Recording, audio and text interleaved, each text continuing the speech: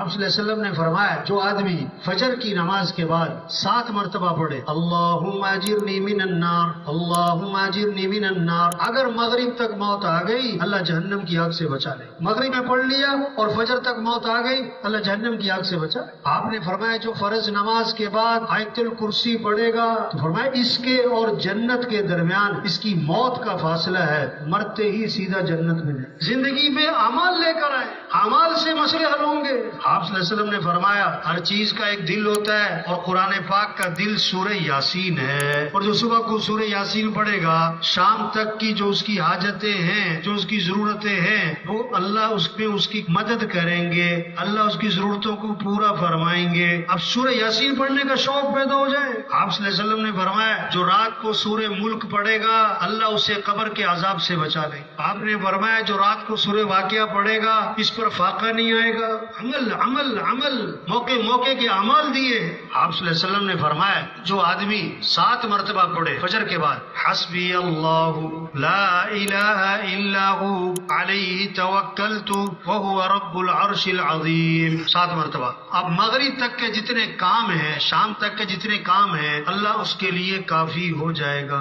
آپ صلی اللہ علیہ وسلم کا گزر ہوا، ایک صحابی کو دیکھا، فرمایا تم پریشان لگ رہے ہو۔ عرض کیا جی ہاں میں پریشان ہوں، پریشانیاں ہیں، قرضے ہیں۔ آپ نے فرمایا میں تمہیں ایسی دعا بتاؤں کہ پریشانیاں دور ہو جائیں، قرضے ادا ہو جائیں؟ دعا بتائی، عمل بتایا کہ جی بتائیں۔ فرمایا یہ دعا پڑھا کرو، اللہم انی اعوذ بک من الہم والحزن واعوذ بک من العجز والکسل واعوذ بک من الجبن والبخل واعوذ بک من غلبۃ الدین وقہر الرجال۔ وہ صحابی فرماتے میں یہ دعا پڑھتا رہا، میری پریشانیاں بھی دور ہو گئیں، میرے قرضے بھی ادا ہو گئے۔ عمل بتایا، دعا بتائی۔ ایک صحابی نے عرض کیا حضور رات مجھے بچھو نے ڈس لیا، فرمایا اگر تم نے یہ دعا پڑھی ہوتی بچھو نقصان نہ پہنچا سکتا۔ کیا؟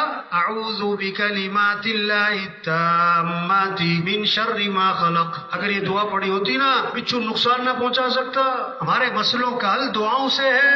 عبداللہ بن عمر رضی اللہ عنہ فرماتے ہیں حضور صلی اللہ علیہ وسلم اس دعا کا پڑھنا کبھی نہیں چھوڑتے تھے، نہ صبح چھوڑتے تھے نہ شام چھوڑتے تھے۔ کیا؟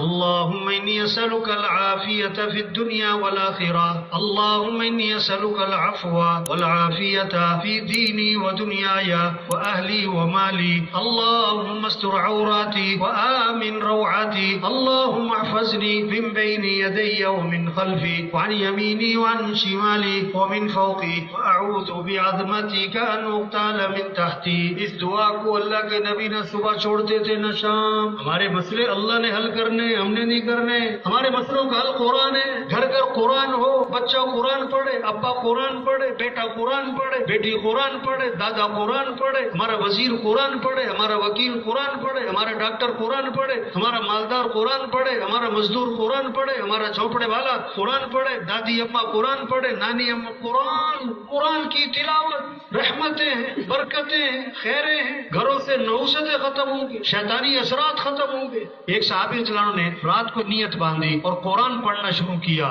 گھوڑا بندھا ہوا تھا، بیٹا سو رہا تھا تو گھوڑا بتکنے لگا جیسے اسے کچھ نظر آ رہا ہے۔ یہ پریشان ہو گئے، یہ قرآن پڑھے گھوڑا بتکے۔ جب سلام پھیرا تو کیا دیکھا؟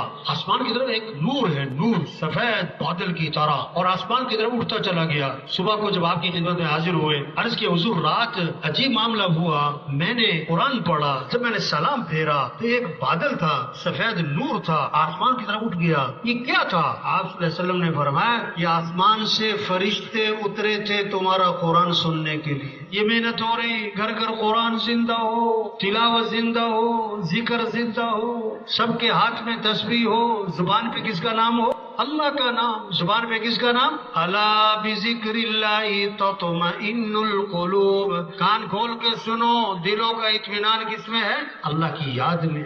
فاذکرونی اذکرکم، اللہ فرماتے تم مجھے یاد کرو میں تمہیں یاد رکھوں گا۔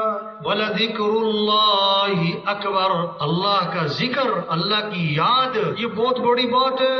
آپ صلی اللہ علیہ وسلم نے فرمایا کلمتان خفیفتان علی اللسان ثقیلتان فی المیزان حبیبتان الی الرحمن سبحان اللہ وبحمدہ سبحان اللہ العظیم۔ دو کلمے ہیں جو زبان پر بہت ہلکے ہیں اور قیامت کے دن ترازو میں بڑے وزنی ہیں اور اللہ کو بڑے محبوب ہیں۔ وہ کیا ہے؟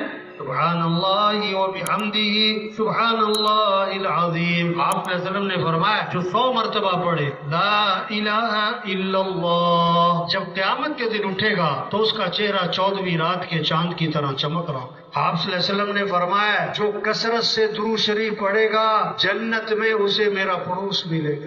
صلی اللہ علی النبی الامی، چھوٹا سا درود شریف، صلی اللہ علیہ وسلم، اللہم صلی علی محمد، مختصر سا درود شریف۔ اور ایک حدیث میں آتا ہے آپ نے فرمایا جو 10 مرتبہ صبح درود شریف پڑھے گا اور 10 مرتبہ شام کو درود شریف پڑھے گا قیامت کے دن اس کے لیے سفارش کرنا میرے لیے واجب ہوگی۔ یہ شوق پیدا ہو جائے ذکر کا۔ ان اعمال سے زندگی بنتی ہے۔ اللہ نے مال نہیں دیا، اعمال دیے ہیں زندگی بنانے کے لیے، مسئلوں کے حل کے لیے، پریشانیوں سے بچنے کے لیے۔ زندگی کو خوبصورت بنانا ہے تو کپڑوں سے نہیں بنے گی بھائی، گاڑیوں سے نہیں بنے گی، ٹائل پتھر سے نہیں بنے گی، زیور فرنیچر سے نہیں بنے گی۔ زندگی خوبصورت بنے گی کیسے؟ اعمال اچھے بناؤ۔